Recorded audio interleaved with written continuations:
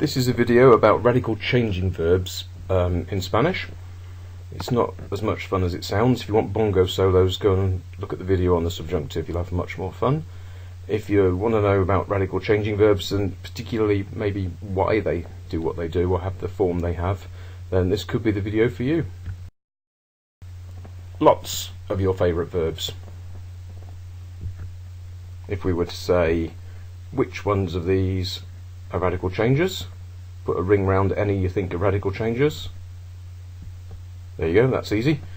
All of these, puedo, I can, quiero, I want, tienes, you have, juego, I play, pienso, I think, prefiero, I prefer, they're all radical changes.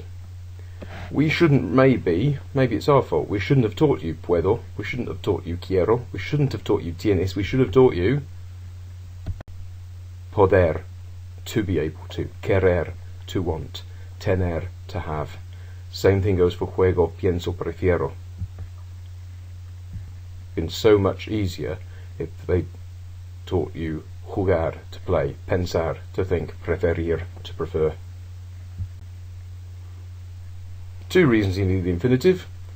One, so that you know it's an ER verb, so you can do things with it, you can conjugate it in different persons, different tenses, and because actually the verb isn't puedo, it's poder, which explains why you get things with podía, podemos, podré.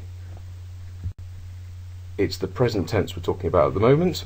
You can see actually podemos and podéis are absolutely normal. They follow the pattern of the infinitive. It's the ones that you thought were normal, the puedo, that's actually got the radical change in it. The O has changed to a UE. Puedo, puedes, puede, and then pueden. And you can see if we draw a line round it, we get a boot. Very well drawn boot. Doesn't look at all like a sock. You might call them boot verbs. Call them radical changing verbs. That's what they're called. Querer, quiero, quieres, quiere, quieren, but you can see queremos and queréis are actually the ones that stick to how it should be. The infinitive is querer. Preferir, prefiero, prefieres, prefiere, and prefieren have changed. Preferimos and preferís have just got on with their own business and stayed the way they should be. Tener, to have. You can see tenemos and tenéis. This is a bit naughty, this one. You can see tengo has got too big for its boots, haha. Tengo, the go-go verb there, but afterwards it's a radical change. So it's only the first person that is tengo, then tienes, tiene, and tienen.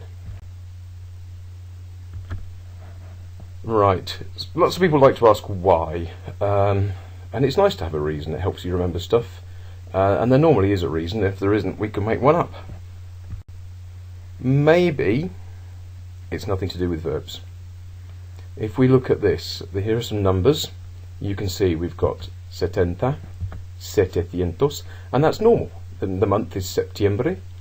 7 mornings is una semana. It's 700. So 7 is a bit odd. 90, 900. The month is noviembre. I think in Italian for 9 is nove. So the word originally is nove. Nueve is a bit odd. Let's listen carefully to the pronunciation, see if you can spot what's going on. Here we go. 70, 700, 90, 900. And then listen to these ones. 7, 9. Let's do that again. 70, 700, 90, 900, 7, 9. What we're looking at, you might have picked it up, it's the stress, where the stress falls. There seems to be a thing where the stress falls on this syllable, it can crack, it can split. So it can go, an e can change to a y, or an o can change to a we. There's a big red arrow that says stress. No wonder it's cracked.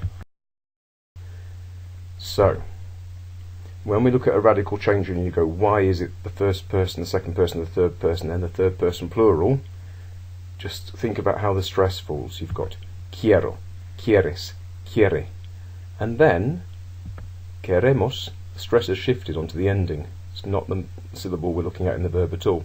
Queréis, it's on the ending. And then quieren is back to the first syllable again, that can radically do a radical change.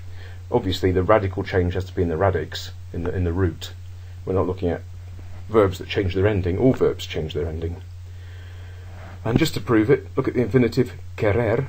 Querer, the stress is querer on the E. What's this for? We've got a big green box. So, quiero, queremos, quería. You should understand then that quiero actually is the strange one. If you start from quiero, you're not going to manage to work out how to say we want or I wanted, because you have to start from querer, to want. Puedo, podemos, podía. If you want to get to we can or I was able to, you don't start from puedo, you start from poder, because that's the infinitive. Prefiero, preferimos, prefería. I prefer, we prefer, I preferred. You start from the infinitive preferir. Juego, jugamos, jugaba. As long as you know that the infinitive is jugar, you can see jugamos is what you expect, jugaba is what you expect, and juego has got a radical change there. Another big green box. And. Is there an and? There must be. We've got a green box. In the preterite. So this is I preferred, you preferred, he preferred. Preferi, preferiste, prefirió. Preferimos, preferistes, prefirieron. And if we draw around this, we have a footwear theme emerging. Great sandal there. Look, that's a sandal. Not a boot verb. In the preterite, we have sandal verbs. Here's some more. Sentir, sentí, sentiste, sintió, and sintieron. Dormir, I slept, dormí, he slept, durmió. Morir goes murió. Pedir, to ask for. Pedí, I ordered, or I asked for, like our word petition. Pidió, he asked for. Pidieron, they asked for. Seguir, to follow, like our word sequence. Seguí, I followed. Siguió, he followed. Siguieron, they followed. I used to think you just had to learn these. Actually, if it's a radical changer that ends in IR, it will also be a boot verb in the present tense, it will also be a sandal verb. Should probably say apart from decir, which is strong preterite. Okay, here's some sentences using these verbs. Pienso que sería buena idea comprar este libro.